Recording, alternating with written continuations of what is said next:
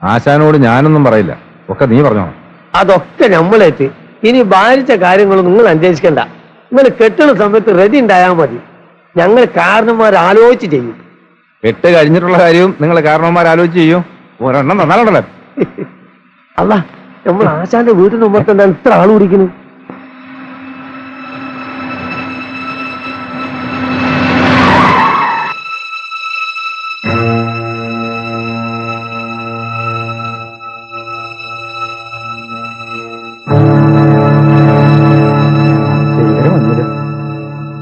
നിനക്ക് ആള് വന്നിട്ടാ പോന്നെ? അല്ല, എന്താ അറിഞ്ഞില്ലേ? രാധ ഇന്നലെ രാത്രി വണ്ടിക്ക് തലവെച്ചു.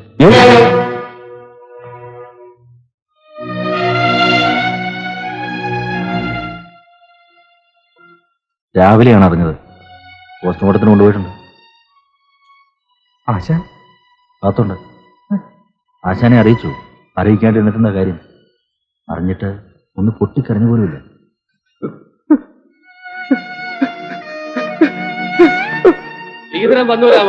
വന്നു. നിങ്ങൾ ഇങ്ങനെ കൊച്ചു പിള്ളേരെ പോലെ ആയാലോ? ആശാൻ ആരാ സമാധാനിപ്പിക്കുക? എന്റെ ശബ്ദം കേട്ടു, അപ്പൊ അറിഞ്ഞൂലല്ലേ കാര്യങ്ങളൊക്കെ. അങ്ങനെ ആ ഭാരം അങ്ങോട്ട് ഒഴിഞ്ഞു. അമ്മേ, നീ ഇങ്ങനെ കൊച്ചു കുട്ടികളെ പോലെ എങ്ങനെയാ? ഇവിടുത്തെ കാര്യങ്ങളൊക്കെ നോക്കാൻ ഒരാളില്ലാണ്ട് വിഷമിക്കായിരുന്നു ഞാൻ. രാമ, 12 നമുക്ക്. മഴ എപ്പോഴാ പൊഴിയാന്ന് പറയാൻ പറ്റില്ല. അവള് വരുമ്പോ മഴ കൊള്ളരുതല്ലോ. ആശാൻ വാ, ആശാൻ അകത്ത് പോയി കിടക്ക്. ഞാൻ പോയി കിടന്നാൽ എങ്ങനെയാ? ആളോട് വരുമ്പോ മര്യാദ വർത്താനം പറയാൻ ഒരാൾ വേണ്ടേ? ഉടനെ എല്ലാം കഴിച്ചു തരും അവര്. ആശുപത്രിയിലേക്ക് പഞ്ചായത്ത് മെമ്പർ പോയിട്ടുണ്ട്. അവരുടനെ കഴിച്ചു തരും. എവിടെ ഡോക്ടർമാരല്ലേ, അവർക്ക് എന്ത് കിട്ടിയാലും കീറണം. അവളെ 10-12 കഷ്ടായിട്ടാ കൊണ്ടുപോയിരിക്കണേ. കീറാനൊന്നും ഇല്ല, എന്നാലും കീറണം. ആശാൻ ഇങ്ങനെ സംസാരിക്കാതിരിക്കാമോ? എനിക്കൊരു വീട്.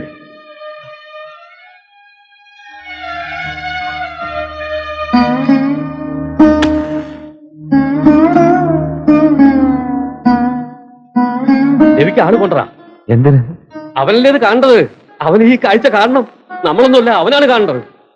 ആ തെണ്ടി അവള് നമ്മളിന്ന് പലതും മറച്ചു വെക്കണം. എന്നോട് തുറന്നു പറഞ്ഞിരുന്നെങ്കിൽ ഈ കടുകൈ ചെയ്യേണ്ടി വരില്ല. ശാന്തിയില്ലാത്ത കുട്ടിയെ വളർത്താനും ഞാൻ തയ്യാറായിരുന്നു. എനിക്കൊന്നും മനസ്സിലാവുന്നില്ല ആശാനെ. മനസ്സിലാക്കി തരാം, വാ.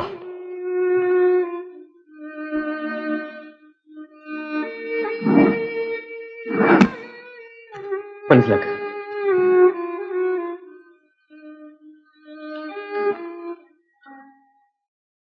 പ്രിയപ്പെട്ട അച്ഛ, പാപിയായ ഈ മോളോട് പൊറുക്കണം.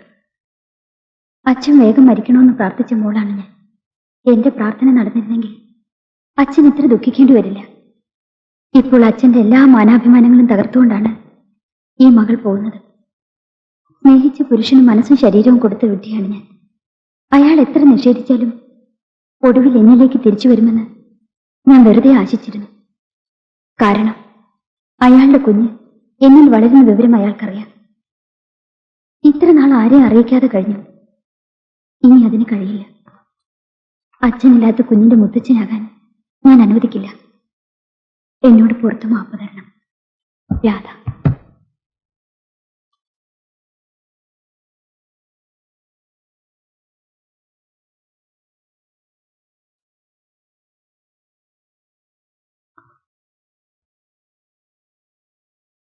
എനിക്ക് എന്റെ മോളെ ഒന്ന് കാണണം.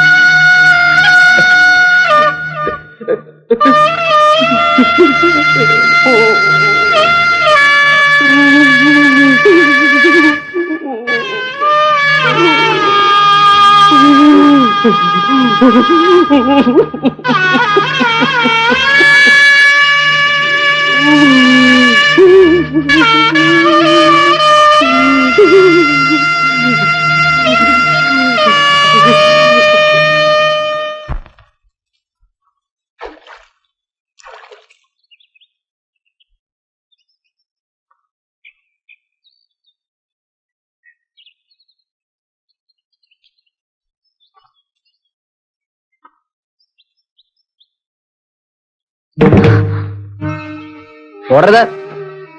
ഓടിയ 10 അടി നീ വെക്കില്ല. അതിനു മുമ്പ് ഇതിനെ പിടിച്ചിരിക്കും.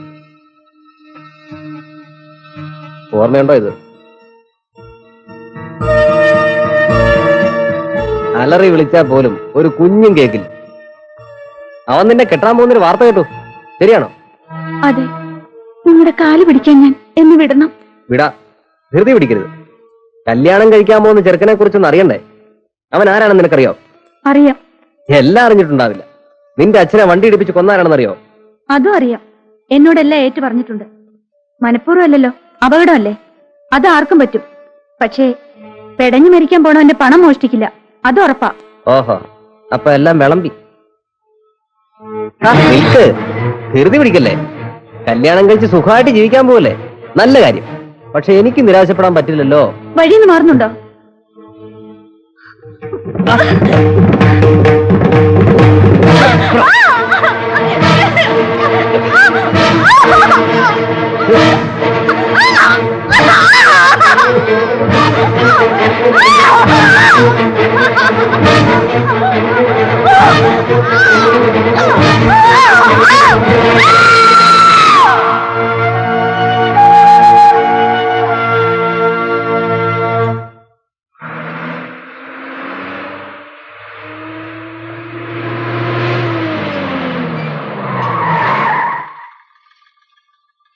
ഞാലി, നീ മുറിയിലോട്ട് നടന്നു. ഞാനിവിടെ കയറി വിവരം പറയാൻ പോയി.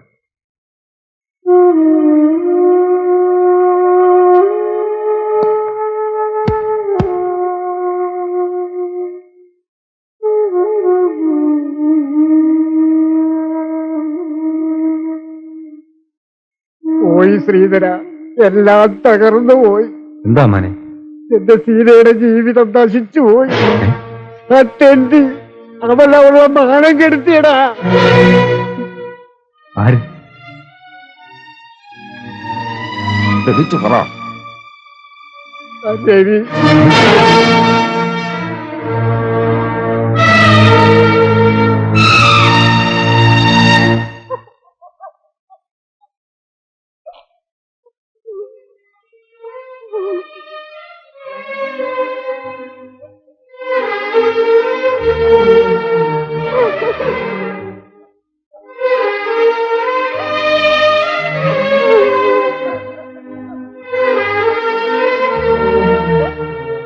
സീതേ, എനിക്ക് കാണണ്ട, എനിക്കാരും കാണണ്ട. എന്തൊക്കെയായാലും നിന്നെ കാണാതിരിക്കാൻ, നിന്നെ ഉപേക്ഷിക്കാൻ എനിക്ക് പറ്റില്ല സീതേ. വേണ്ട, ഞാൻ ചീത്തയായിപ്പോയി. ഇനി ഞാൻ വരില്ല ശ്രീധരേട്ട.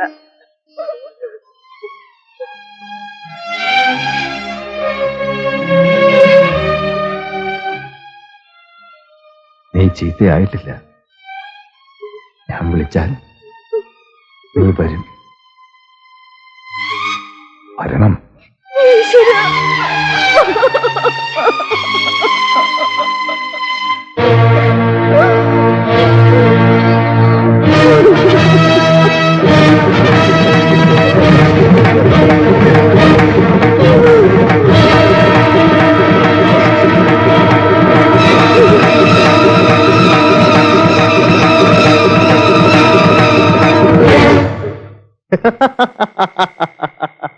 എന്നാലും നീ ആള് ഭയങ്കരനാ. എന്നോട് പോലെ ഒരു വാക്ക് പറയാതെ ഒറ്റയ്ക്ക് ഒപ്പിച്ചു കളഞ്ഞല്ലോ. അവൻ കെട്ടിക്കൊണ്ടുപോകുന്നതിന് മുമ്പ് സാധിച്ചില്ലെങ്കിൽ പിന്നെ നടക്കില്ല.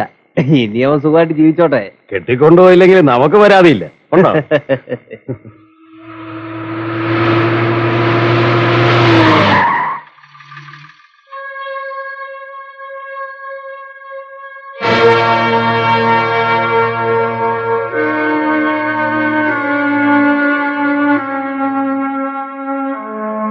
ഒരു പെഗൊഴിച്ചു കൊടുക്കടാ, അവൻ കല്യാണം വിളിക്കാൻ വന്നതാ. അല്ലടാ, ഇവന്റെ അടിയന്തരം വിളിക്കാൻ വന്നതാ.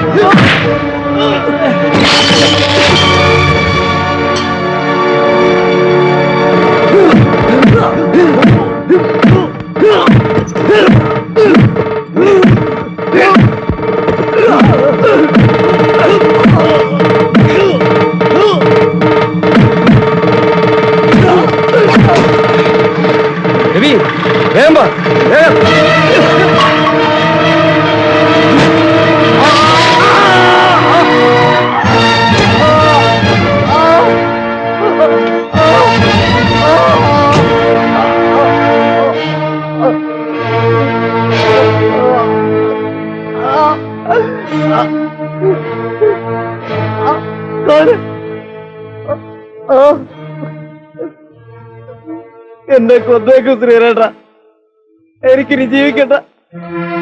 നീ ജീവിക്കണം. കാല് മുറിച്ച തവളെ പോലെ നീ കിടന്ന് എഴയണം. അത് കാണാൻ കാത്തിരിക്കുന്ന കുറെ പേരുണ്ടടാ. അമ്മേ, വിളിക്ക്, വിളിക്ക്, ഉറക്കെ വിളിക്ക്. അത് കേട്ടെന്റെ രാധ ആത്മാവ് ചിരിക്കട്ടെ.